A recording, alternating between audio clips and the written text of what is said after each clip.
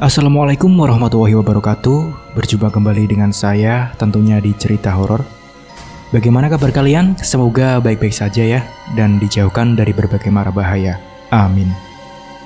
Nah, bagi kalian yang belum subscribe, silahkan subscribe terlebih dahulu supaya tidak ketinggalan cerita-cerita seram selanjutnya. Nah, di video kali ini saya akan membawakan cerita. Sebelum mulai ceritanya, seperti biasa, di dalam cerita ini semua nama dan tempat disamarkan demi menjaga privasi. Langsung saja, seperti apa ceritanya? Simak video ini sampai habis. Daripada penasaran, tak usah kelamaan lagi, kita masuk ke ceritanya.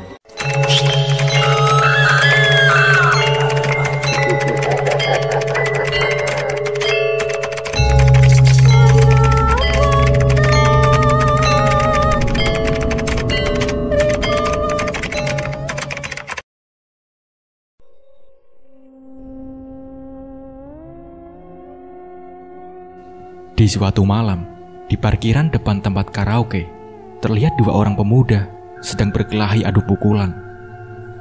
Masing-masing mereka tak ada satupun yang kalah, meski wajah dan mulut sudah berdarah-darah. Orang-orang yang berada di parkiran tersebut tak ada yang berani memisahkan keduanya. Dan tak jauh dari kedua pemuda itu, ada seorang wanita yang menangis, histeris, berteriak memohon agar keduanya menghentikan perkelahian fisik tersebut. Namun teriakan si wanita nampaknya tak terdengar sedikit pun oleh kedua pemuda yang tengah berkelahi itu. Hingga beberapa saat kemudian, datanglah tukang jaga parkir dan menyiram keduanya dengan seember air. Lalu setelah itu, ia menarik salah satu pemuda dan membawanya menjauh dari kerumunan orang-orang tersebut. "Bikin malu kau ya, berkelahi dan berkelahi terus.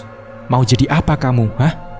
bentak tukang parkir itu sembari membuka topi hitam yang sedari tadi bertengger di kepalanya. Wajahnya tampan dan memiliki alis yang tebal, bulu mata yang lentik, bibir yang bagus, serta hidung yang mancung. Tatapannya tajam dan sinis. Dia yang duluan, Bang," jawab pemuda itu yang ternyata adalah adik dari si tukang parkir berwajah tampan itu. "Apapun alasannya, aku tidak mau tahu. Yang pasti, kau sudah melanggar perjanjian kita. Kau pantas dihukum. Lalu kau lebih suka jika mati dibunuh orang itu tanpa perlawanan, nah? Kau itu masih kecil. Kau tidak tahu apa yang sudah kulewati selama ini untuk membuat kita berdua tetap hidup. Dan kau harusnya jangan selalu membuat masalah untukku."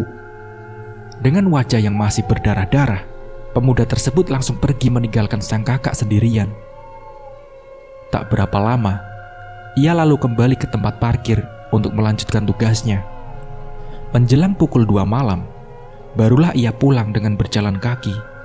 Dan saat tiba di sebuah gang sempit dan gelap, ada beberapa orang yang menghadangnya. Rupa-rupanya orang itu adalah teman-teman si pemuda yang sempat terlibat baku hantam dengan adiknya.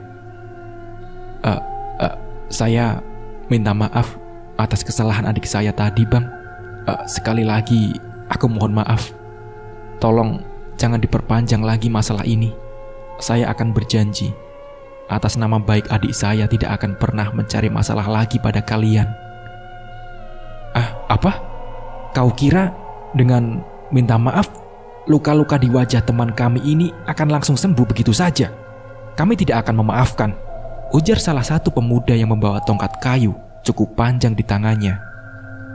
Lalu setelah itu, pemuda-pemuda tersebut langsung menyerang si tukang parkir tampan.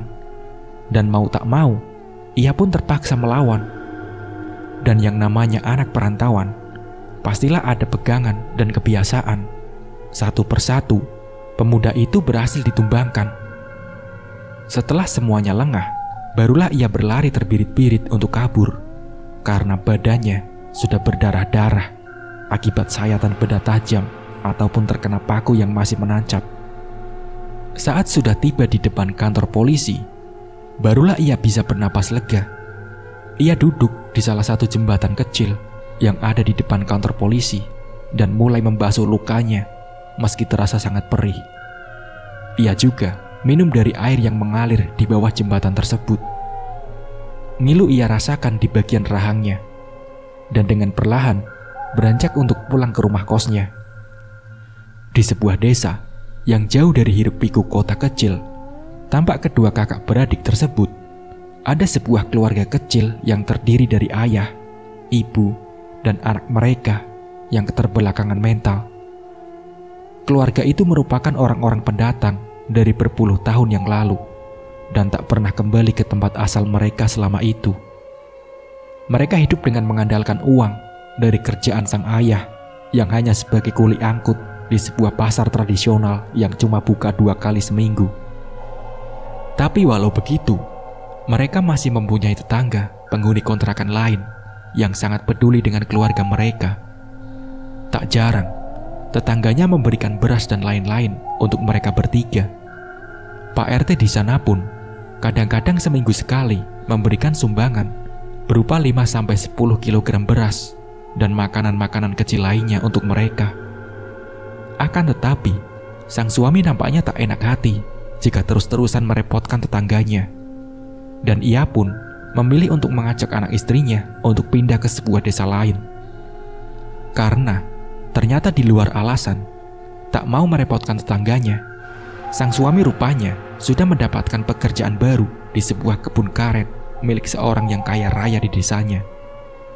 Mereka juga diperbolehkan untuk tinggal di rumah yang dibangun pada perkebunan karetnya tanpa harus membayar sepeser pun. Tentu saja itu menjadi sebuah kesempatan yang tak boleh mereka sia-siakan. Singkatnya, ia sudah sampai di rumah yang akan mereka tempati. Anak mereka tiba-tiba menangis sambil berteriak-teriak tak jelas. Meski ditenangkan pun, ia tetap saja menangis. Ada apa ya? Kok perasaanku tiba-tiba jadi gak enak begini? Aku jadi takut, ucap si istri, yang sebut saja dengan nama Sari, dan suaminya bernama Ateng. Maklumlah, anakmu itu kan memang begitu, jawab Ateng singkat. Rumah itu masih cukup bagus, dan halamannya lumayan luas meski dikelilingi pepohonan karet yang tinggi-tinggi. Karena rumah tersebut memiliki 2 buah kamar, jadi si anak ditempatkan di dalam kamarnya sendirian. Singkat cerita, berhari-hari telah berlalu. Mereka tinggal di rumah tersebut dengan sangat nyaman, dan selama itu tak ada kejadian-kejadian aneh yang terjadi di sana. Hanya saja, anak mereka yang bernama Silpa masih sering histeris dan berteriak-teriak tanpa sebab yang tak jelas. Dan ia juga selalu ketakutan saat melihat ayahnya. "Elang, Elang," panggil seorang wanita mendekati seorang pria yang tengah merapikan susunan motor di parkiran yang berada di depan tempat karaokean.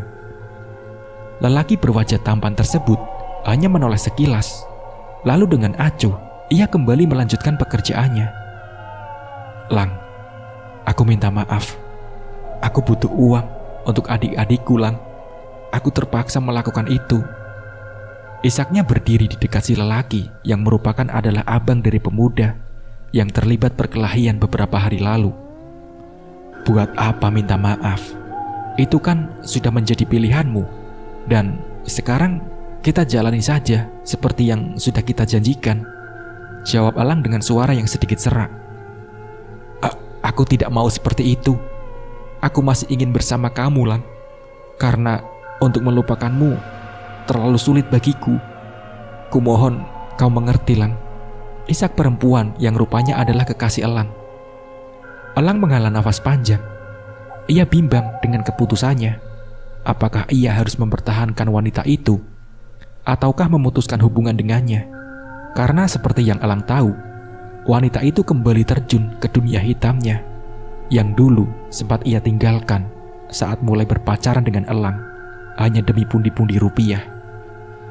Elang pun kecewa dengan keputusan kekasihnya itu dan memutuskan untuk pergi. Namun ia tak tega jika sudah melihat butiran-butiran air mata mengalir di wajah perempuan cantik itu. Elang mengusap air matanya yang jatuh ke pipi kekasihnya sambil berkata, "Jangan diulangi lagi ya, apapun alasannya," ucapnya lembut. Jadi kau memaafkan aku, Lang?" kata kekasihnya. Elang pun mengangguk sambil tersenyum. Wanita cantik itu lalu mengecup pipi Elang, dan saat beberapa kendaraan masuk ke halaman parkir, si wanita itu ikut membantu Elang untuk mengatur barisan motor tersebut. Hari itu, Elang pulang sekitar pukul 5 sore. Karena rupanya teman seprofesi Elang datang lumayan cepat. Wanita yang bernama Harni tersebut menyerahkan kunci kendaraannya pada Elang. Lalu mereka berdua pun pulang menuju ke rumah kontrakan Harni. Tidak lupa, mereka singgah di salah satu warung sate dan membungkus 2 porsi untuk dibawa pulang. Sesampainya mereka di rumah kontrakan Harni, terlihat beberapa perempuan yang berada di teras rumah tersebut tersenyum-senyum ke arah Elang. Saat Elang membalas senyum mereka, Harni langsung menarik tangan Elang untuk masuk ke dalam kamarnya. Brak! Suara pintu tertutup dengan keras. Kan aku sudah bilang kalau jangan balas senyum-senyum mereka. Aku takut nanti kamu malah tergoda sama mereka, kata Harni sedikit manja. Elang pun tersenyum. Sifat manja Harni inilah yang sudah ia rindukan seminggu terakhir ini. Harni lalu menyiapkan piring dan air es untuk mereka makan. Mereka bercanda dan tertawa penuh rasa bahagia. Karena rasa sudah cukup lama mereka tak melakukan hal itu lagi. Selesai makan, Elang membersihkan dirinya di dalam kamar mandi milik Harni. Karena Elang sering berkunjung ke sana, jadi ada beberapa lembar baju dan celananya yang berada di dalam lemari baju Harni. Setelah mengenakan baju bersih, Elang duduk sambil menonton televisi di atas kasur sembari menunggu Harni yang sedang mandi. Pacaran di antara keduanya bisa terbilang sehat, karena mereka tak pernah sekalipun melakukan hubungan dewasa. Meski Elang tahu siapa Harni dan bagaimana kehidupan masa lalu Harni, prinsipnya cuma satu: jika mencintai, maka jangan pernah merusaknya. Harni merebahkan kepalanya di paha Elang sambil memainkan jari jemari milik lelaki tampan itu. Kamu dapat salam dari Ines, ucap Harni. Elang pun tersenyum, lalu mencubit gemas pipi kekasihnya. Tidak ada yang lain selain kamu di hatiku, sayang, bisik Elang lembut. Lang, apa kamu serius padaku? Tanya Harni.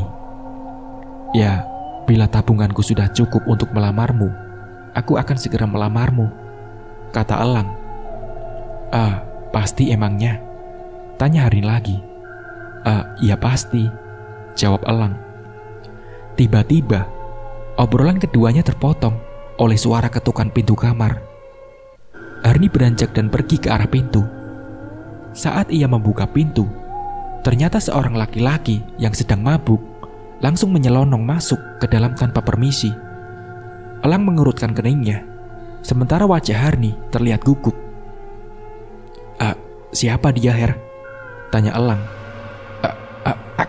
Aku tidak tahu, Lang, jawab Harni. Bagaimana mungkin kau tidak tahu? Sementara laki-laki itu tahu persis di mana letak kamarmu. Aku kecewa padamu, Her. Aku kira kau tulus padaku, tapi nyatanya kamu sampah. Setelah berkata seperti itu, Elang langsung pergi meninggalkan Harni bersama laki-laki yang berada di dalam kamarnya. Elang pun tak menyangka jika kisah percintaannya harus berakhir karena pengkhianatan. Air matanya jatuh di sepanjang jalan perjalanan pulang.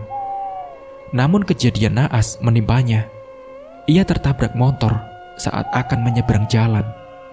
Untungnya, pengemudi mobil tersebut adalah orang yang bertanggung jawab dan segera melarikan pria itu ke rumah sakit terdekat.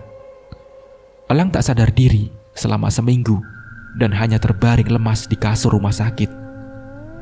Ega, sang adik terpaksa harus menggantikan kakaknya bekerja di tempat parkir dan berhenti menjadi pengamen jalanan. Minggu-minggu berlalu. Setelah melewati proses pengobatan yang cukup panjang, akhirnya Elang perlahan-lahan mulai membaik. Meski ia berjalan masih harus menggunakan tongkat penyangga. Hari itu, ia sudah bisa keluar dari rumah sakit dan dijemput oleh bapak-bapak yang membawanya ke rumah sakit sekaligus adalah orang yang telah menabraknya. Kedua kakak beradik tersebut Juga dia ajak untuk ikut bekerja di peternakan sapi dan kambing miliknya yang berada di sebuah desa. Tentu saja kedua kakak beradik itu menerima tawaran tersebut dengan senang hati, karena akan mendapatkan penghasilan yang tetap setiap bulan atau minggunya. Di perjalanan, mereka melihat pepohonan karet berjejer di sisi kanan dan kiri jalan. Sangat asri dan indah di siang hari, namun akan terasa menyeramkan bila di malam hari. Sosok bapak yang tengah menyadap karet di dekat jalan nampak menatap lekat ke arah mobil, dan ternyata itu adalah Ateng. Beberapa saat kemudian, mereka tiba di peternakan yang lokasinya lumayan jauh dari perkampungan. Di dalam rumah itu, semuanya sudah saya siapkan. Mulai dari tempat tidur, selimut, makanan, kompor, dan selengkapnya. Rumput untuk makanan ternak akan datang sehari sekali di sekitar jam 8 atau 9 pagi. Dan kalian harus memberi makan mereka sebanyak 3 kali sehari, kata bapak tersebut. Baik pak, kami mengerti. Oh iya pak, sepertinya di sini cukup terawat. Apakah sebelum kami juga ada penjaga lain yang tinggal di sini? Tanya Ega. Iya, kakek Darsim dan nenek Lia, juga seorang anak gadis mereka, yaitu almarhum Zainab, kata bapak tersebut. Apa pak? Almarhumah? Tanya Ega. Iya, anak mereka sudah meninggal setelah beberapa hari sebelum mengaku diperkosa oleh sosok makhluk aneh dengan tubuh tinggi dan berwarna hijau. Tapi entahlah, saya pun tidak percaya dan tidak mengerti dengan hal-hal gaib seperti itu, kata bapak itu. Meninggalnya di mana pak? Kata Ega lagi. Oh ya, saya harus segera pulang karena sudah ada janji dengan salah satu teman. Semua yang kalian butuhkan juga sudah siap dan lengkap. Jadi saya permisi dulu ya, katanya seperti sedang menyembunyikan sesuatu dari Elang dan Ega. Setelah bapak itu pergi, keduanya pun masuk ke dalam, melihat-lihat setiap ruangan di rumah tersebut. Namun saat pintu dapur yang mengarah langsung ke kandang kambing dibuka, tiba-tiba tercium bau busuk menyengat hidung. Ega hampir muntah dibuatnya. Ia segera menutup kembali pintu itu. Bang, abang, di situ bau banget bang. Apa mungkin ada kambing yang mati? Tanya Ega pada abangnya. Masa? Coba kamu periksa dulu ke sana, suruh Elang. Setelah beberapa saat, Ega kembali. Gak ada apa-apa bang, kambingnya sehat-sehat semua. Elang mengangkat bahunya, karena kondisi Elang yang baru saja pulih. Jadi malam itu, Ega lah yang memasak makanan untuk mereka berdua. Sementara Elang masih tiduran di dalam kamar. 2 butir telur ayam ia pecahkan ke dalam piring, lalu dikocok dengan campuran bawang serta garam, digoreng dengan minyak yang sudah dipanaskan. Ega juga memasak mie instan untuk dijadikan sayur makan mereka malam itu. Saat sedang asik memasak, terdengar suara kertekan lantai yang memang terbuat dari kayu tersebut. Dan sesaat kemudian, sebuah tangan menyentuh pundaknya. Namun Ega biasa saja, karena mengira tangan itu milik Elang, abangnya. Kenapa bang? Tanya Ega seraya menoleh ke belakang. Dan anehnya, di situ tak ada siapa-siapapun selain dirinya sendiri. Loh, Ega sedikit kebingungan. Tidak jauh dari tempat mereka tinggal, di rumah yang ditempati oleh Ateng dan keluarganya, anaknya Ateng mengalami penyakit aneh di daerah organ intimnya, dan baru diketahui saat sang ibu menggantikan pembalut kain milik anaknya tersebut. Pasutri itu bertengkar begitu hebat, apalagi ketika mengetahui anak gadisnya itu sudah digauli oleh seseorang yang entah siapa. Rupanya ini firasatku tempo hari. Siapa lagi yang memperkosa anak kita kalau bukan kamu? Teriak istri Ateng. Aku benar-benar tidak tahu bu. Bukan aku pelakunya. Mana mungkin aku melakukan hal sekeji itu pada anakku sendiri, jawab Ateng. Lalu siapa? Cuma kamu laki-laki yang ada di sini, bentak istrinya. Pertengkaran keduanya terhenti ketika Ateng memilih untuk pergi dari hadapan istrinya. Dalam kegelapan malam, ia berjalan tak tentu arah. Selesai makan, Ega dan Elang mengobrol cukup lama. Dan rasanya masa-masa seperti itu sudah lama tak pernah mereka rasakan lagi. Dikarenakan keduanya selalu sibuk bekerja hingga tengah malam. Dan sekarang mereka berdua merasa cukup beruntung karena tak lagi harus panas-panasan dan pulang malam, serta tak perlu lagi berkelahi dengan anak-anak jalanan lainnya. Ternyata musibah itu tidak selamanya mendatangkan kesialan, tapi juga bisa mendatangkan keberuntungan, seperti yang kita rasakan sekarang ya Bang, ucap Ega tersenyum. Elang cuma bisa geleng kepala mendengar ucapan adiknya itu. Dan tiba-tiba terdengar suara teriakan melengking dari arah luar yang mengagetkan kedua kakak beradik tersebut. Ega mengedarkan pandangannya ke sana kemari, dan lagi-lagi suara teriakan itu kembali terdengar. Suara kambing, ayam, dan sapi saling bersaut-sautan, menimbulkan suara gaduh yang teramat sangat. Mau tak mau, Ega harus keluar untuk memeriksa hewan-hewan ternak tersebut. Ia mengambil parang dan obor untuk menuju ke peternakan yang tidak begitu jauh dari rumah itu. Abang, tunggu di sini saja ya, katanya sebelum pergi. Setelah adiknya pergi, Ega bergegas berjalan perlahan dengan kaki terpincang-pincang ke arah pintu dapur untuk melihat adiknya dari pintu yang mengarah langsung ke kandang kambing tersebut. Gak? Aman gak? Tanya Elang. Aman Bang, jawab Ega. Ega mengecek satu persatu kandang, dan saat Elang menatap ke suatu sudut yang gelap di dekat kandang kambing, ia melihat sosok putih dengan rambut yang menjuntai panjang hingga menutupi punggung. Namun saat mata Elang berkedip, sosok itu sudah menghilang. Sementara Ega masih sibuk mengecek di sekitar kandang, terdengar suara ketukan dari arah pintu utama yang memaksa Elang harus pergi membukakan pintu. Padahal waktu itu keadaan pintu tidak dikunci.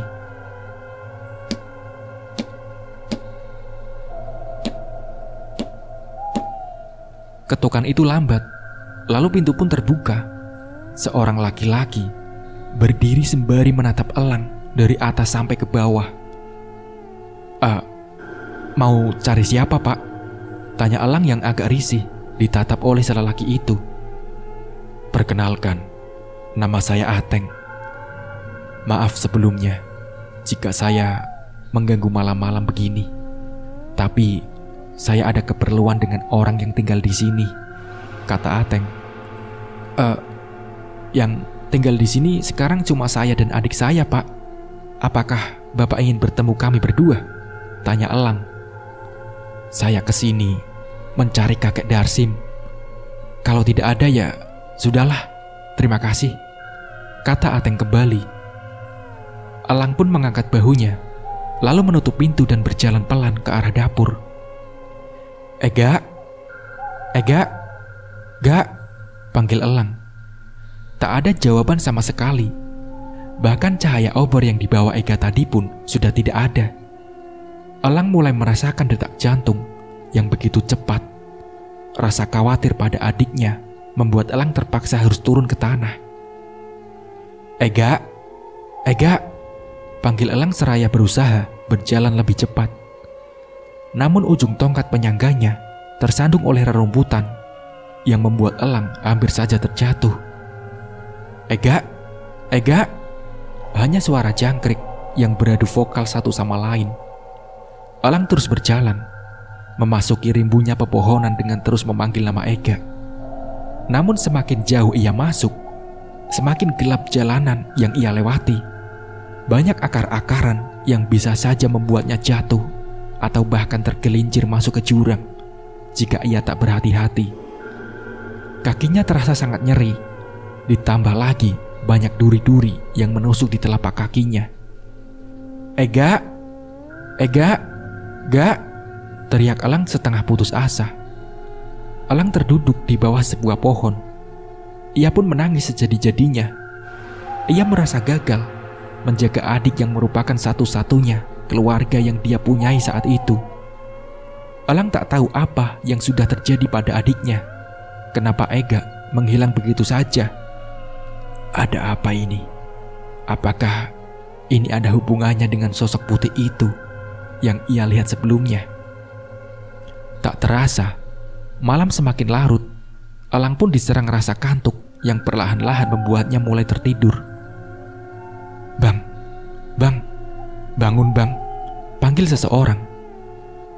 Elang pun membuka matanya, dan betapa kagetnya dia ketika melihat sang adik berada di hadapannya. Ega, ucapnya berkali-kali seraya memeluk erat sang adik. Kenapa abang ninggalin rumah? Semalaman aku mencari abang berjalan, mutar-mutar hutan. Untung sekarang ketemu. Abang bikin khawatir, tahu nggak? Sungut Ega. Elang terlihat seperti orang linglung. Ia menatap sekeliling tempat ia berada saat itu. Aku mencari kamu, Gak. Kau tak menyaut saat aku panggil. Aku khawatir terjadi sesuatu, makanya aku langsung pergi mencarimu. Yang benar bang, aku sama sekali gak mendengar kalau abang memanggilku. Aku kira abang tidur. Taunya pas aku masuk, abang sudah tidak ada di dalam rumah, kata Ega. Ya sudah bang, kita kembali ke peternakan. Sebentar lagi rumput akan datang, lanjutnya seraya membantu Elang untuk berdiri. Singkatnya, ketika sampai di rumah, Ega langsung mengobati kaki Elang dengan obat-obatan seadanya. Sekitar pukul 9, sebuah mobil pick-up putih yang dipenuhi dengan rumput-rumput segar datang. Seorang bapak dan seorang gadis tomboy keluar dari dalam. Selamat pagi pak, sapa Ega ramah. Pagi juga, jawab si bapak tersebut. Gadis yang mengenakan celana jin panjang dengan jaket hitam lusuh serta ikat rambut yang acak-acakan itu sangat cantik dan manis sekali, tetapi lumayan cuek dan pelit senyum. Ega yang membantunya menurunkan semua rumput-rumput tersebut sama sekali tak disapanya.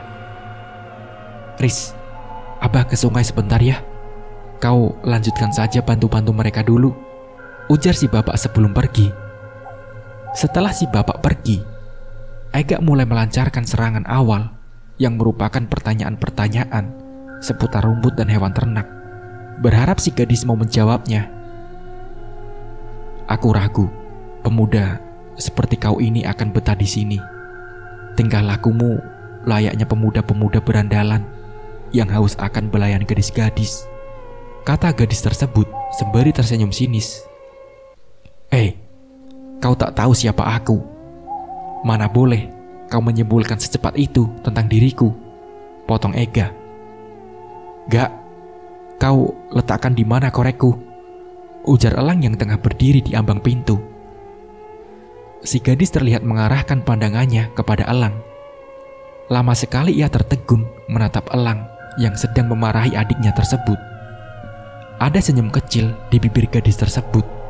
Nampaknya ia sudah jatuh hati pada pandangan pertama dengan sosok Elang. Saat Ega kembali, gadis itu segera melanjutkan pekerjaannya. Dia kakakmu, kata si gadis itu. Iya, jawab Ega singkat. Setelah selesai menurunkan semua rumput-rumput dari pick up, si gadis mengulurkan tangannya ke arah Ega. Kenalin, namaku Risna, ucapnya memperkenalkan diri. Dengan bibir tersenyum, Ega langsung menyambut uluran tangan si gadis, lalu balas memperkenalkan diri. Duduk di sana dulu yuk, ajak Ega menunjuk ke rumah. Oh ya Risna, apa kau sudah lama jadi pemasok rumput untuk peternakan ini? Tanya Ega. Sekitar 2 tahunan lebih, jawab Risna sembari membersihkan rumput-rumput yang menempel di jaketnya. Oh, berarti kamu pernah melihat anak perempuan penjaga ternak sebelum kami di sini?" tanya Ega. "Iya, dia ramah, baik, juga sangat cantik. Sayang, dia hidup hanya sebentar," jawab gadis itu lagi. "Oh, iya.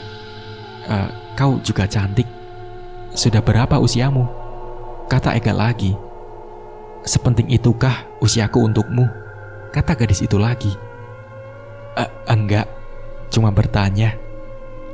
Kalau rasanya pertanyaanku membuatmu tak nyaman, tidak usah dijawab," kata Ega kembali. "Bang, kenalin nih bang," ujar Ega memanggil Elang. "Iya," jawab Elang dari dalam rumah, namun tak juga kunjung keluar. "Maaf ya, abangku itu memang seperti itu. Orangnya cuek, apalagi kalau sama cewek," kata Ega. Risna hanya tersenyum kecil menanggapi perkataan Ega. Dan setelah beberapa saat mengobrol kesana kemari, bapak-bapak tadi datang lalu mengajak Risna untuk pulang. Setelah selesai memberi makan semua hewan ternak, Ega langsung membersihkan dirinya sebelum masuk ke dalam rumah. Sementara Elang sedang memasak nasi di dapur. Sesekali ia terlihat melamun menatap buih-buih gurakan yang mendidih di dalam panci nasinya. "Bang, tolong ambilkan handuk bang," panggil Ega seketika membuyarkan lamunannya. Hening suasana malam itu membuat Ega mengantuk. Apalagi setelah semalam ia tak tidur, ditambah lagi siang harinya seharian disibukkan mengurus hewan ternak. Perlahan-lahan Ega mulai terlelap, sementara Elang masih duduk di teras rumah dengan ditemani secangkir kopi dan musik alami yang tercipta dari suara-suara binatang. Anehnya, udara yang awalnya dingin malah perlahan-lahan mulai memanas. Elang mengipas-ngipaskan tangannya di sekitar wajahnya. Ia melihat sekeliling, banyak sekali kelap-kelip kunang-kunang mengitari pepohonan. Dan suasana bertambah aneh ketika tak satu pun lagi terdengar suara binatang-binatang malam, seperti jangkrik ataupun gonggongan anjing liar di kejauhan. Hembusan angin dingin dari arah depan membawa aroma-aroma tak sedap. Beberapa kali, Elang menghembuskan nafasnya, berharap agar bau yang mengganggunya pernafasannya itu sedikit berkurang. Bau ini seperti bangkai," gumam Elang sembari menutup hidungnya. Karena dirasa bau busuk tersebut tak hilang, akhirnya Elang memutuskan untuk masuk ke dalam rumah. Ia merebahkan dirinya sambil mengipas-kipas tubuhnya dengan tutup toples. Perlahan-lahan tapi pasti, matanya mulai terpejam. Di antara sadar dan tidak, Elang merasa seperti sedang diendus oleh sesuatu di bagian wajahnya. Namun saat ia membuka matanya, tak ada siapapun di sekitarnya. Merasa itu hanyalah mimpi. Akhirnya Elang kembali melanjutkan tidurnya. Dan kali ini, saat ia mulai tertidur lagi, Elang mulai mendengar suara seorang wanita yang tengah bernyanyi di dekatnya. Dengan agak kesal, Elang pun membuka matanya sembari bangun. Di sudut ruangan, ia melihat seorang wanita mengenakan gaun berwarna putih yang sedang duduk menghadap dinding. Kau siapa?" tanya Elang.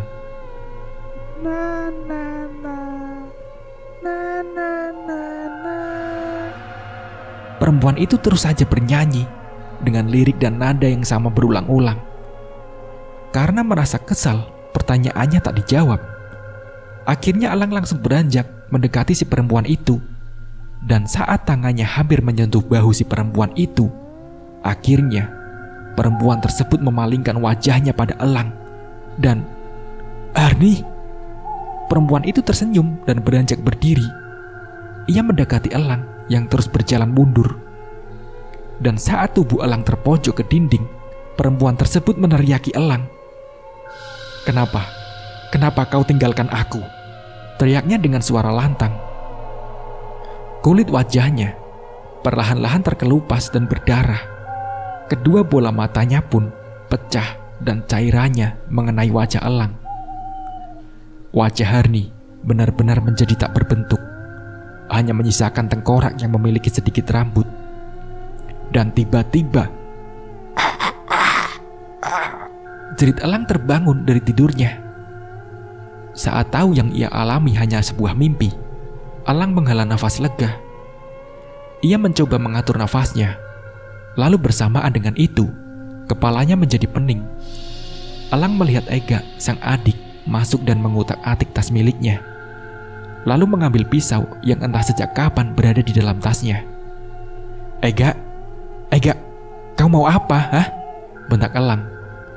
Namun bentakan dari sang kakak tak membuat Ega menghentikan langkahnya. Ia tetap keluar sambil memegang pisau. Elang yang khawatir dengan adiknya itu pun langsung beranjak dari tempat tidur dan berusaha mengejar adiknya. Anehnya di sini adalah kakinya Elang yang harusnya masih sakit tiba-tiba sembuh. Ia bisa berlari mengejar Ega. Akan tetapi saat akan keluar dari pintu, tubuh Elang seperti terhalang oleh dinding transparan hingga membuatnya tak bisa untuk keluar. Rasa pening di kepalanya semakin menjadi. Saat ia memejamkan matanya, terdengar jelas suara dari Ega tengah memanggil-manggil nama Elang. Cerita ini beralih dari sudut pandang Ega. Setelah berhasil mengikat tubuh Elang dan menyiramnya dengan air, Ega berusaha menyadarkan sang kakak yang seperti sedang kerasukan tersebut. Segala cara yang ia ketahui sudah ia terapkan untuk menyadarkan si kakak. Tapi nampaknya sama sekali tak membuahkan hasil. Saat Elang kembali mengamuk dan hampir berhasil melepaskan ikatan di tubuhnya, Ega terpaksa harus menampar sang kakak dengan sangat keras. Plak! Darah segar mengalir dari bibir Elang. Sesaat kemudian, Elang merasa seperti tubuhnya ditarik oleh sesuatu dengan sangat kencang. Dan syukurlah kau sadar, Bang, ujar Ega. Beberapa kali Ega mengerjap-ngerjapkan matanya, berharap kalau semuanya sudah kembali normal. Ega, iya Bang, aku Ega. Setelah merasa itu benar-benar abangnya, Ega pun langsung melepaskan ikatannya. Ada apa? Kenapa aku diikat? Beberapa pertanyaan keluar dari mulut Elang. Ia nampak bingung dengan apa yang sebenarnya terjadi. Abang mengamuk, bahkan hampir saja membunuhku. Lihat, abang dengan sengaja melukaiku, jawab Ega sembari memperlihatkan lukanya. Elang menggelengkan kepala. Mana mungkin ia melakukan kekerasan kepada adik tersayangnya. Beberapa kali Elang memukul-mukul kepalanya dengan tangan, berharap akan mengingat apa yang sudah terjadi. Namun tak satu pun yang ia ingat selain kejadian yang ia alami di mimpinya tadi. Aku tidak ingat. Aku gila. Aku benar-benar sudah gila, ujar Elang semakin kuat memukul-mukul kepalanya. Bang, sudah Bang. Aku tidak menyalahkan abang, bentak Ega sembari menahan kedua tangan Elang. Aku merasakan hal-hal aneh setelah tinggal di sini. Bahkan rasanya aku hampir gila, ucap Elang dengan suara serak. Bukan kau saja Bang. Jujur, aku juga merasakan keanehan-keanehan itu. Apa mungkin sesuatu yang mengganggu kita itu ingin menyampaikan sesuatu pada kita? Perempuan itu mirip Harni Bang. Dia juga ada ketika malam itu kau sedang memeriksa kandang ternak. Tapi entahlah apakah itu adalah sosok yang sama atau bukan. Aku tidak tahu, ucap Elang. Harni pacar abang itu. Tapi yang aku lihat bukan dia Bang. Jangan-jangan yang mengganggu abang bukan sosok yang kulihat itu, lanjut Ega. 1 minggu telah berlalu. Keadaan mulai sedikit membaik ketika Ega dan Elang memutuskan untuk tidur sekamar. Namun kadang-kadang Elang masih mendengar suara-suara perempuan yang sedang bernyanyi atau melihat penampakan-penampakan sepintas yang berwujud sosok perempuan. Hari itu rumput datang sangat terlambat, sekitar pukul 4 sore. dan terpaksa Ega dan Elang mencari rumput sendiri di sekitar hutan agar hewan-hewan ternak yang mereka jaga tidak mati kelaparan. Maaf ya, aku terlambat karena ada tetanggaku yang meninggal. Akhir-akhir ini di desa memang banyak sekali kasus pemerkosaan yang dilakukan oleh makhluk tak kasat mata. Entahlah, aku tak tahu makhluk jenis apa itu. Yang pasti hampir 7 orang anak gadis yang meninggal setelah mengaku diperkosa oleh sosok berwarna hijau. Orang-orang di desaku setiap malam berjaga, namun tetap saja ada korban, cerita Risma. Apa? Makhluk bertubuh hijau? Sahut Elang seraya mendekati Risna dan Ega. Kau sendirian kesini, Ris? Apa tidak takut? Tanya Ega. Ya, aku takut. Tapi mau bagaimana lagi? Kami bertahan hidup dari sini, sementara ayahku sakit, jawab Risna sembari memalingkan wajahnya.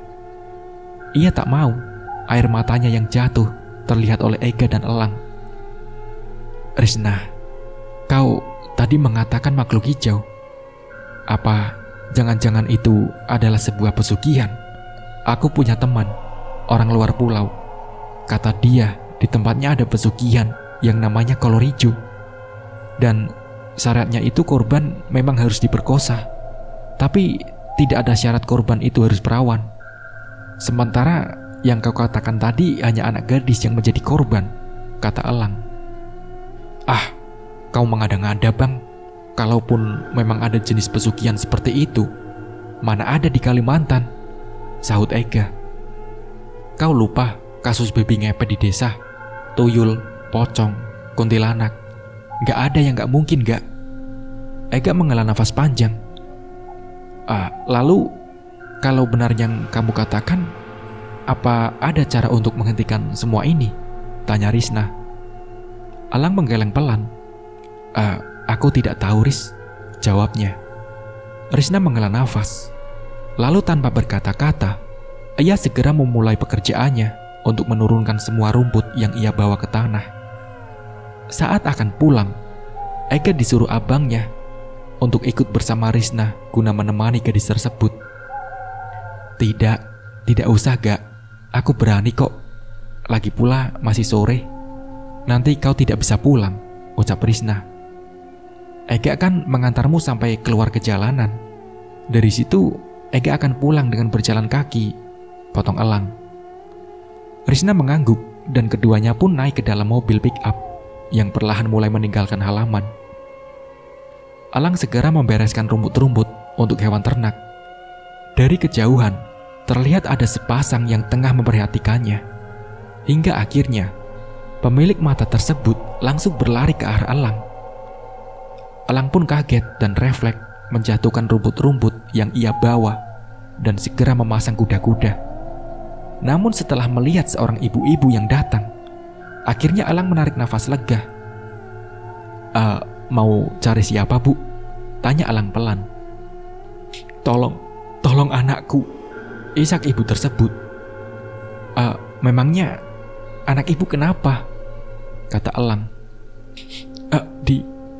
Diperkosa, kata ibu itu lagi. Mendengar kata diperkosa, Elang terlihat panik. Di mana anak ibu sekarang? Kata Elang.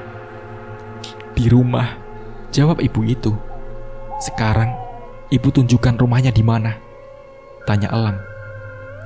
Ibu itu ternyata adalah Sari, istrinya Ateng. Itu pun langsung bergegas berlari menuju ke rumah perkebunan karet yang ia tempati bersama anak dan suaminya. Diikuti oleh Elang yang juga ikut berlari. Meski kakinya belum sembuh total, rasa sakit dan nyeri di kakinya tak lagi ia hiraukan. Singkatnya, mereka sampai di rumah yang ditempati oleh keluarga Ateng.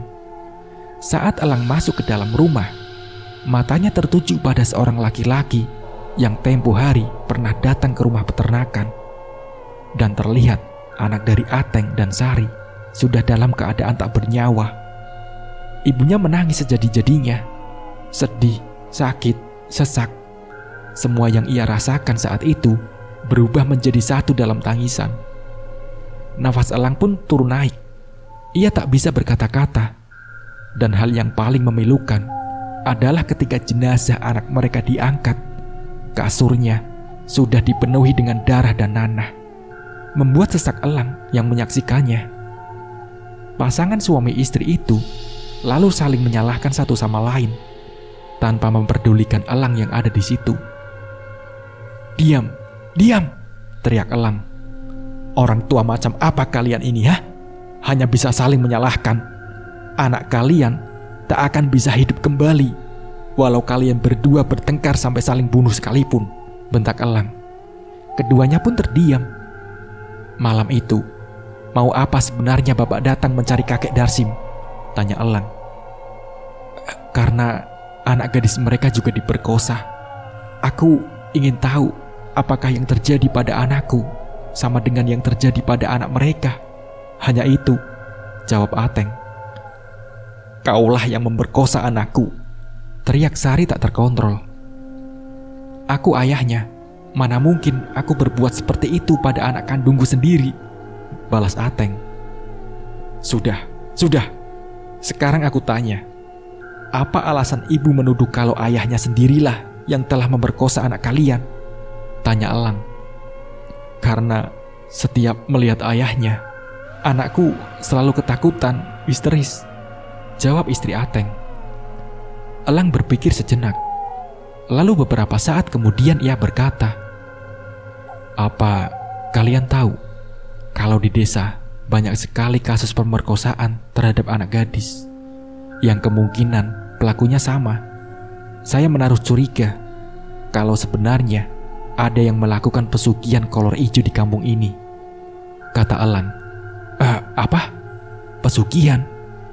gumam Ateng dengan nafas yang turun naik tak beraturan.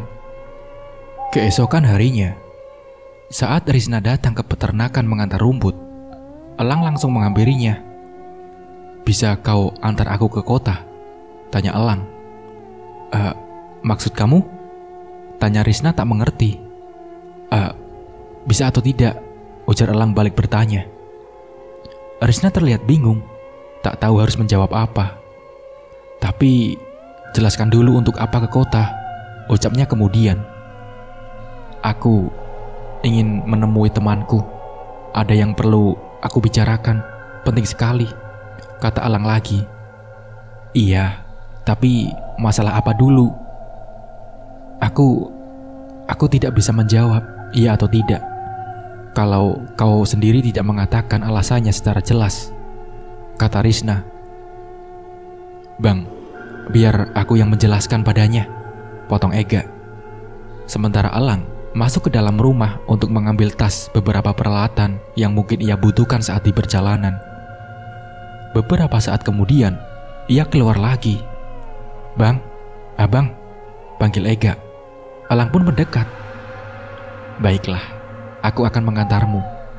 Tapi sebelum malam kita sudah harus pulang. Karena kalau tidak, orang tuaku pasti akan mencariku," kata Risna.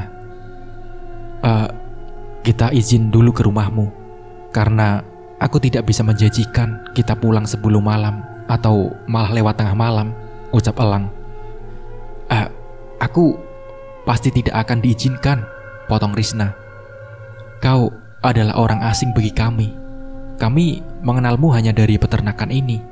Bagaimana mungkin orang tuaku akan mengizinkan aku pergi bersama denganmu? Apalagi dengan maraknya kasus pemerkosaan di sini. Sudah dapat kupastikan, aku tak akan diizinkan," lanjut Risna. Elang menghela nafas panjang. Jarak dari desa ke kota terbilang sangat jauh. Apa mungkin mereka akan kembali sebelum malam? Pergilah bang, aku bisa mengatasi masalah ini." Elang memeluk adiknya. "Hati-hati gak, jangan lupakan parangmu, tetaplah waspada, jangan lengah ya," kata Elang sebelum pergi. "Risna, kau saja yang menyetir, nanti aku tunjukkan jalannya," ujar Elang pada Risna yang tengah menatapnya. Mobil pick-up tersebut pun perlahan-lahan mulai meninggalkan halaman. "Di mana Ega?" masih berdiri mematung menatap pick up itu sampai benar-benar hilang dari pandangannya. Saat sampai di jalan besar, Risna mengemudikan pick up itu dengan sangat lincah, mendahului mobil-mobil lain yang satu arah dengan mereka. "Risna, apakah pemilik peternakan yang kami jaga itu orangnya kaya raya?" tanya Elang saat di jalan sunyi. Dibilang kaya ya memang kaya, tapi ada satu lagi pengusaha karet yang sangat kaya melebihi bos kalian itu. Namanya Pak Warto. Rumahnya paling besar di desa. Sawah yang ia miliki saat ini berhektar-hektar luasnya. Bahkan semua orang yang bekerja di tempatnya dibuatkan rumah masing-masing. Dulu aku pernah ingin ikut bekerja pada Pak Warto. Namun aku takut saat berada di rumahnya. Besar, tapi terkesan menyeramkan, cerita Risna sembari bergidik. Apa jangan-jangan Pak Warto itu yang melakukan pesugihan kolor ijo, Riz? Kata Elang. Risna mengerutkan keningnya, sementara matanya tetap fokus dengan jalanan di depan. Aku rasa tidak mungkin, karena dia sangat berambisi dengan menangkap pelaku pemerkosaan. Dan dia juga yang membayar orang-orang di desa untuk berjaga-jaga setiap malam, jawab Risna. Tapi bisa saja kan itu hanya kedok? Iya sih, jangan berburuk sangka, gak baik, potong Risna. Saat di persimpangan, ada sebuah truk besar melaju kencang dan hampir menabrak pick up-nya yang dikemudikan Risna. Tapi untungnya, Risna dapat cepat menghindar hingga tidak terjadi apa-apa pada keduanya. Ya Tuhan, hampir saja kita mati, ucap Risna. Wajahnya terlihat pucat sekali. Yakinlah Riz, bahwa kita akan baik-baik saja dan selamat sampai tujuan, kata Elang. Meski jauh dalam hatinya, Elang juga merasakan takut dengan apa yang baru saja terjadi itu. Singkat cerita, akhirnya pick up yang dibawa oleh Risna dan Elang tersebut sampai di sebuah rumah kos-kosan. Elang pun turun, kakinya melangkah pelan menuju kamar paling ujung yang bernomor 12 tersebut. Lama sekali Elang mengetuk pintunya, namun tak ada siapapun yang membukakan pintu itu. Mau cari siapa? Tanya seorang pemuda pada Elang. Apa ada orang tinggal di sini? Kata Elang. Sudah pindah sekitar 2 hari yang lalu, jawab pemuda tersebut. Astaga, kamu tahu kemana pindahnya? Tanya Elang lagi. Tidak tahu, dia tidak bilang apa-apa kepadaku, tanya pemuda tersebut. Wajah Elang nampak sangat kesal. Pencariannya dari jauh ternyata tak membuahkan hasil. Dengan langkah gontai, ia menghampiri Risna. Temanku sudah pindah, kata Elang. Lalu bagaimana? Tanya Risna. Kita coba ke rumah Mang Sidik.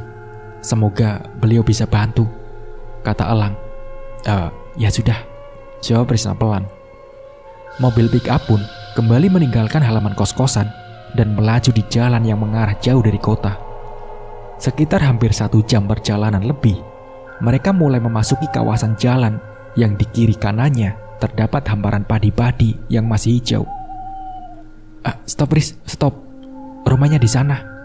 Kita hanya bisa berjalan kaki ke sana, kata Elang. Tak banyak bicara, Risna langsung menepikan mobil tersebut lalu turun. Risna tersenyum melihat hamparan padi-padi yang masih hijau. Lalu keduanya berjalan di galangan sambil sekali mengobrol serius. Sekitar beberapa menit berjalan, akhirnya mereka sampai di rumah yang berada di tengah sawah milik Mang Sidik tersebut. Keduanya disambut dengan hangat dan ramah oleh Mang Sidik dan istrinya.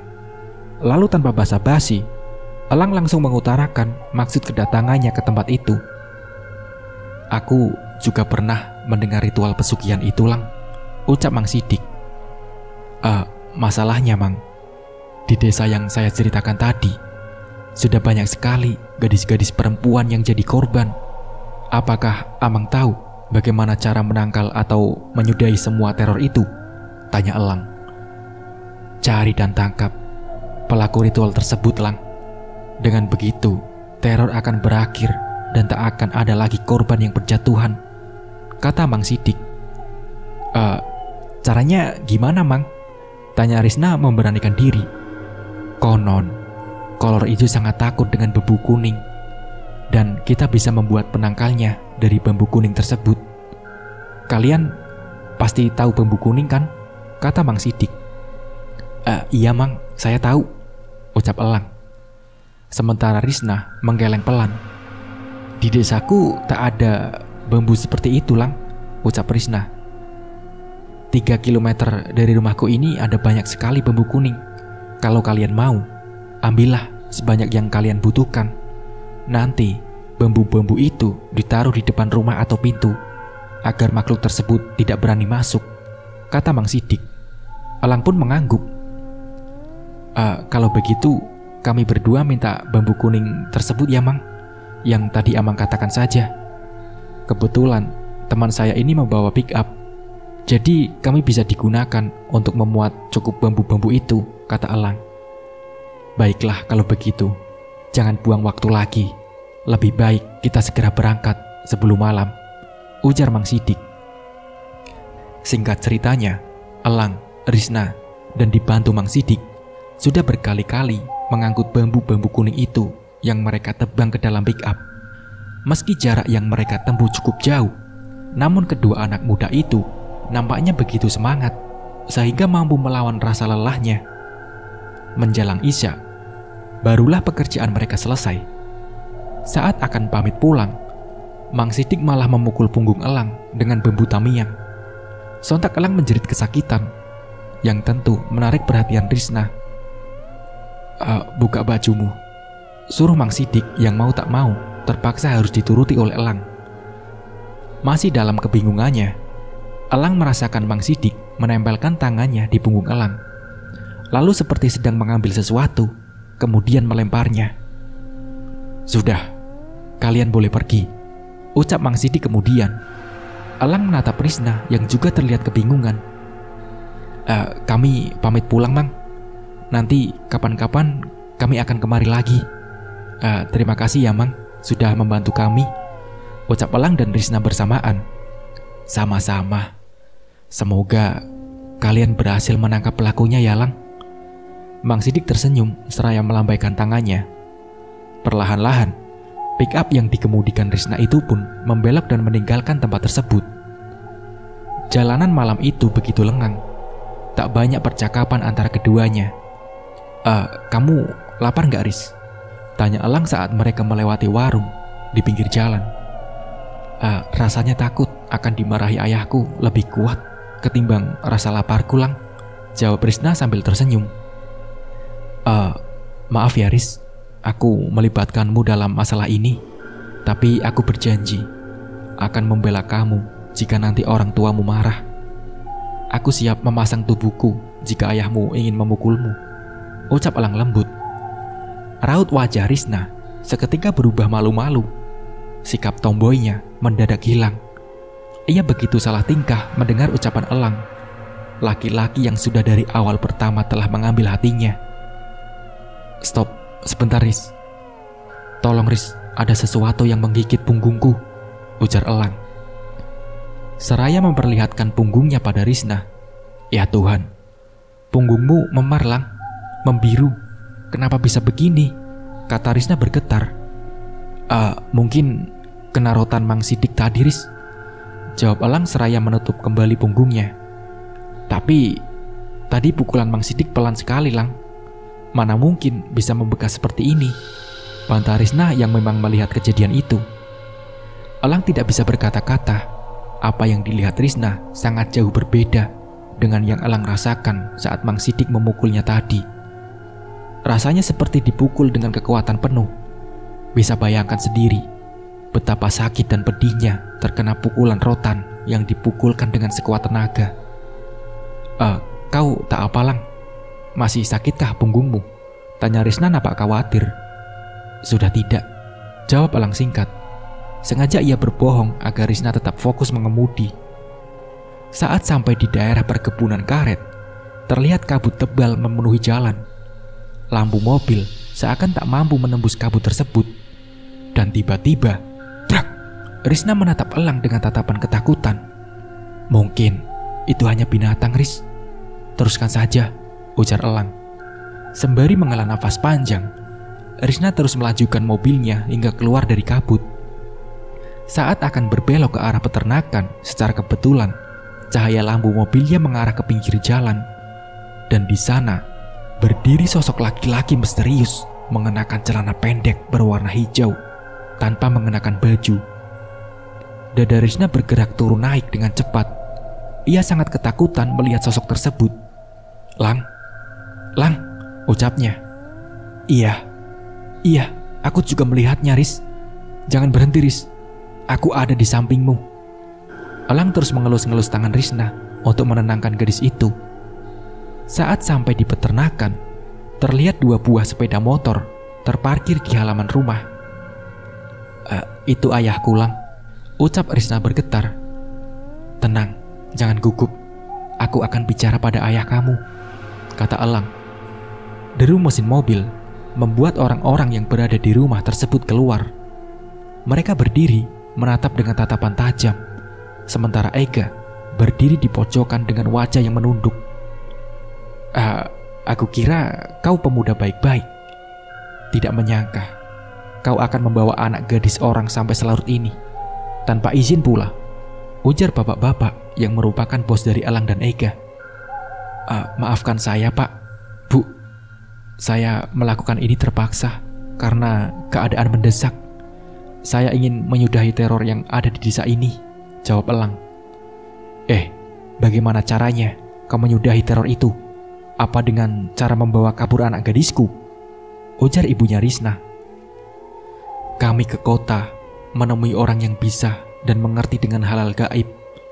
Dia menyarankan untuk menancapkan bambu kuning di halaman rumah atau depan pintu rumah-rumah warga agar makhluk itu tidak bisa masuk. Dan untuk para gadis-gadis, jika ingin keluar rumah, diharuskan untuk membawa bawang putih dan serpihan bambu kuning agar makhluk tersebut tidak berani mendekat, kata Elang. Elang, bagaimana mungkin pemuda sepertimu ini percaya akan hal-hal tabu seperti itu? Pemerkosaan yang terjadi di desa ini tidak ada hubungannya dengan hal-hal gaib. Dan aku yakin semua ini pasti dilakukan oleh penjahat kelamin yang sudah ahlinya. Kemungkinan saja yang melakukan perbuatan biadab itu dilakukan secara berkelompok. Makanya, walau kita sudah berjaga-jaga setiap malam, tapi tetap saja bisa kecolongan.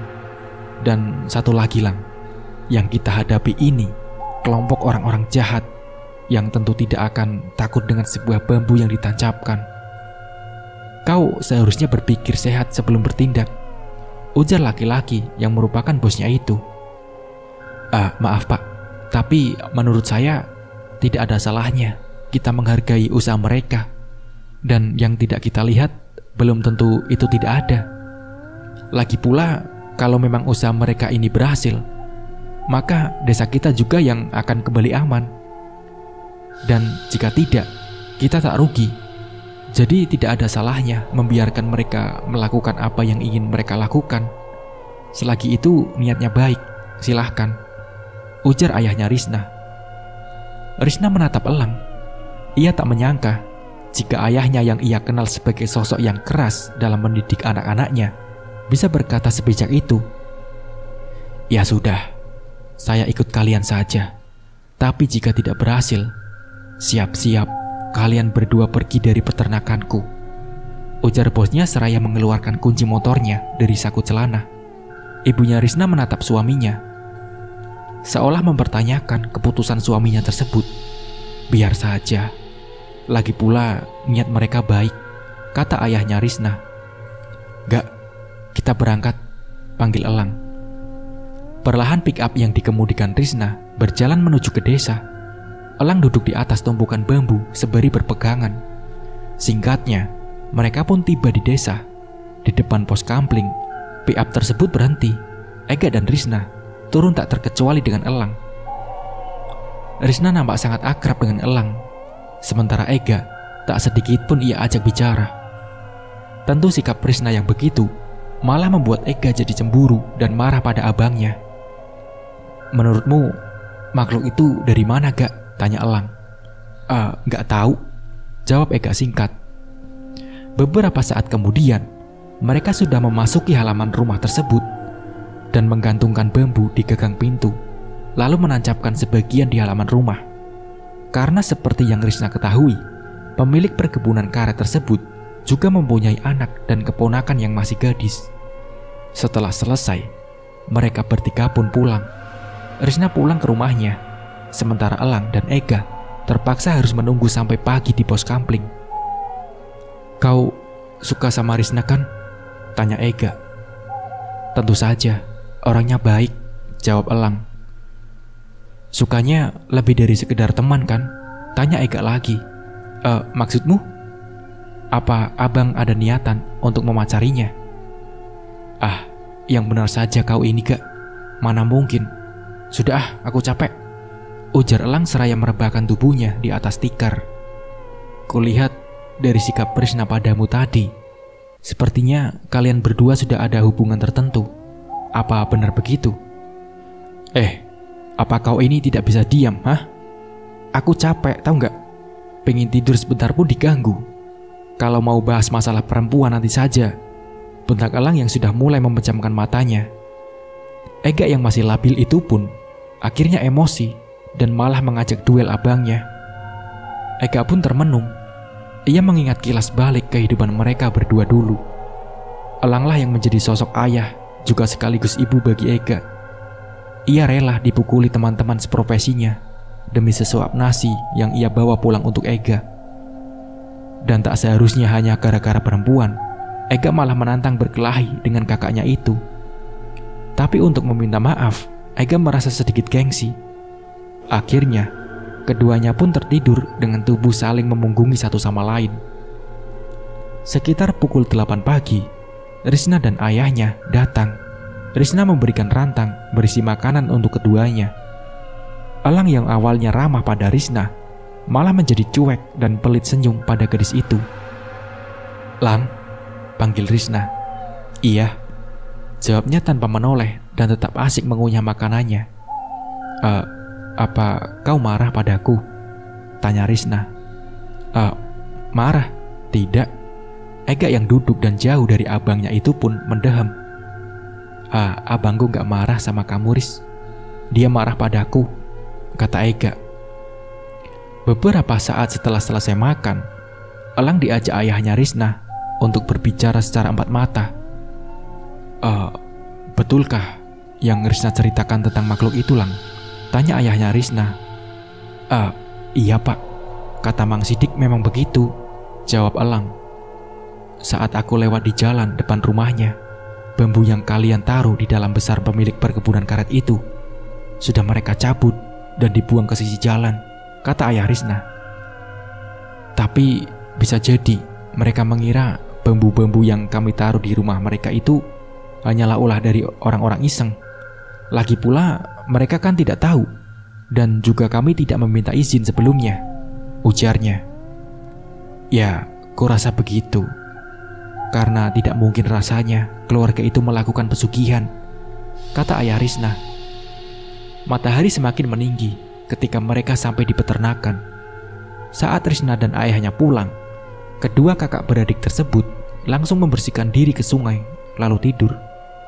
Elang masih tertidur ketika Ega sudah bangun untuk memberi makan hewan ternak dengan rumput.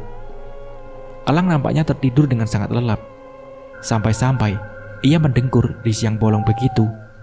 Karena itu, Ega enggan untuk membangunkannya. Kira-kira sekitar pukul 8 malam, Elang bangun dari tidurnya. Di sampingnya, sudah tersedia telur goreng, campur mie, dan sepiring nasi yang sudah mulai dingin. Dan terlihat Ega sudah tidur dengan begitu pulas. Setelah mencuci muka, Elang langsung menyantap makanan yang sudah disiapkan oleh adiknya itu. Walau menunya sangat sederhana, tapi Elang sangat lahap memakannya. Setelah makan, Elang membuat segelas kopi dan duduk di teras rumah, menikmati pemandangan malam di peternakan.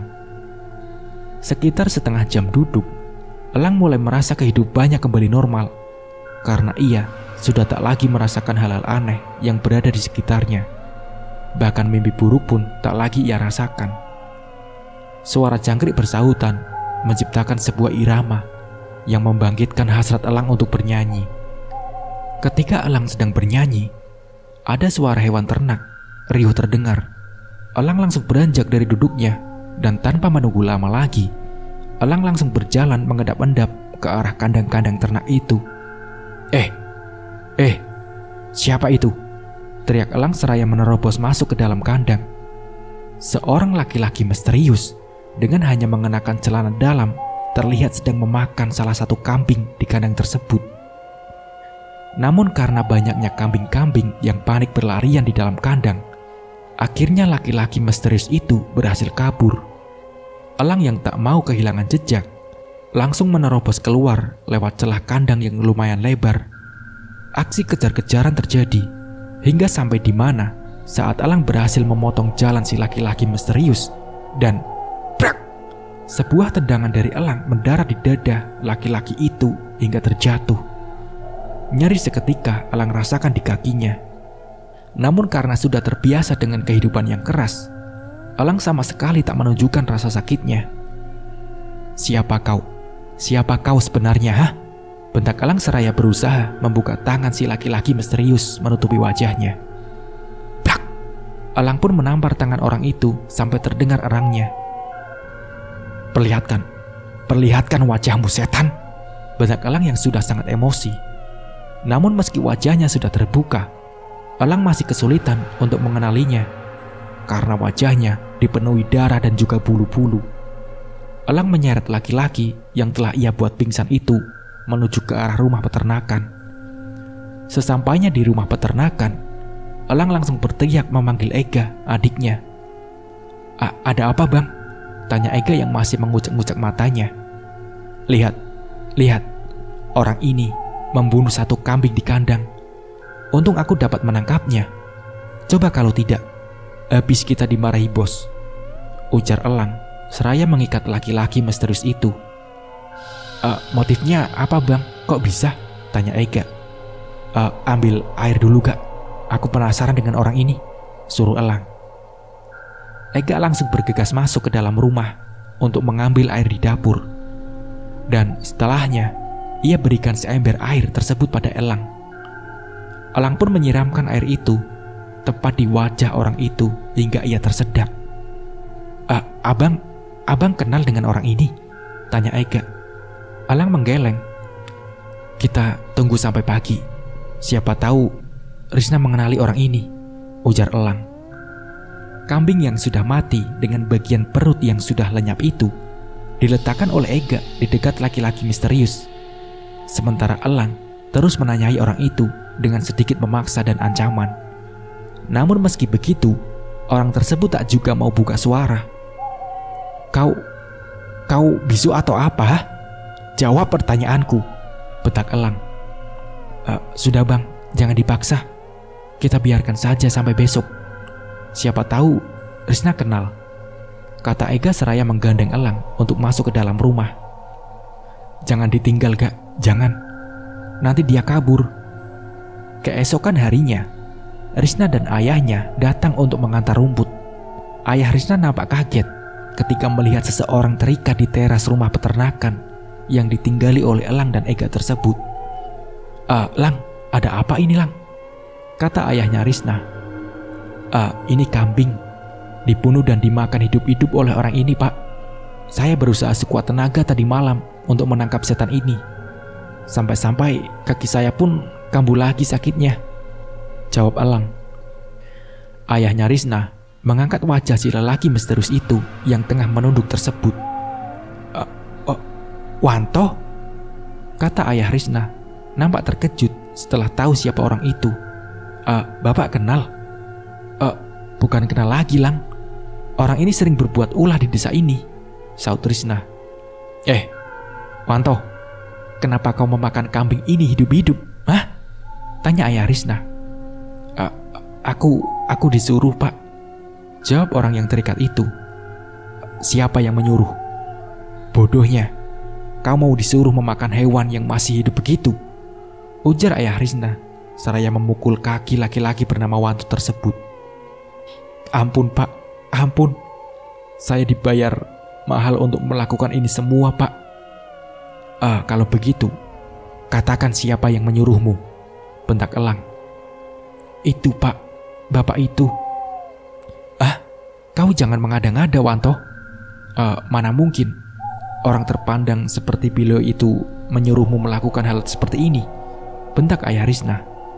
Sumpah, Pak, sumpah demi apapun, saya memang disuruh oleh beliau. Saya tidak bohong, Pak, isak Wanto. Kalau begitu, ayo kita buktikan sendiri. Kita berangkat ke rumahnya, ujar Ayah Risna. Siapa, Pak? Tanya Elang. Itu yang rumahnya paling besar di desaku. Rumah paling terakhir yang kita berikan bambu kuning itu, jawab Risna. Ayo Lang, kita bawa dia ke rumah pemilik perkebunan karet itu. Setelah semua rumput diturunkan dari pick up, mereka pun berangkat dengan membawa laki-laki misterius itu yang masih terikat untuk ke desa. Sesampainya di depan rumah megah tersebut, mereka semua turun. Dan untuk sekedar mengetes kebenaran dari dugaannya, Elang membawa potongan bambu kuning dan berjalan ke arah pintu rumah. Saat pintu terbuka, lelaki yang membukakan pintu itu seperti berusaha mundur dan menjauh dari Elang. Ada apa ini ramai-ramai di rumahku? Tanyanya. Dengan tegas, Ayah Risna menceritakan semuanya, dan seperti yang sudah diduga, lelaki itu mengelak semua tuduhan dari Wanto dan malah balik menuduh Wanto adalah biang kerok kejahatan yang ada di desa mereka tersebut. Elang pun tersenyum. Lalu setelah berpamitan, mereka pun pergi ke rumah Pak RT untuk mengadukan apa yang sudah dilakukan oleh Wanto. Namun saat ditanya, Wanto telah mengatakan kalau pemilik perkebunan karet itulah yang membayarnya untuk melakukan hal tersebut. Pak RT dan semua orang yang berada di sana saling bertatapan satu sama lain. Singkatnya, setelah menempuh perjalanan yang cukup jauh, akhirnya mereka sudah berada di rumah Mang Sidik. Baiklah, kalau memang aku dipercaya untuk ke sana, kata Mang Sidik. Setelah mereka makan, Mang Sidik pun berpamitan dengan istrinya untuk pergi bersama dengan Elang dan Risna. Perjalanan menjadi sedikit menegangkan, apalagi ketika Mang Sidik menceritakan alasan tentang apa yang ia lakukan terhadap Elang kemarin. Kau mendapatkan kiriman, Lang, dari seorang perempuan. Sosok itu berwujud perempuan dengan gaun putih dan wajah yang tak memiliki kulit dan rupa. Hanya tengkorak yang sedikit memiliki rambut. Makhluk itu dikirim untuk membuatmu gila, cerita Mang Sidik. Risna pun bergidik. Namun begitu, ia tetap fokus untuk menyetir. Tak terasa, mereka akhirnya sampai di desa. Tepat di jalan depan rumah Pak RT, mereka turun. Mang Sidik disambut hangat oleh orang-orang di sana. Malam ini, aku akan ikut berkeliling di desa ini. Kurasa malam ini makhluk itu akan kembali mengincar salah satu gadis di desa ini, ujar Mang Sidik membuat para ibu-ibu nampak khawatir. Aduh, yang benar saja, Pak. Kalau begitu, lebih baik kita pulang saja, Bu, ujar salah satu ibu-ibu yang berada di situ.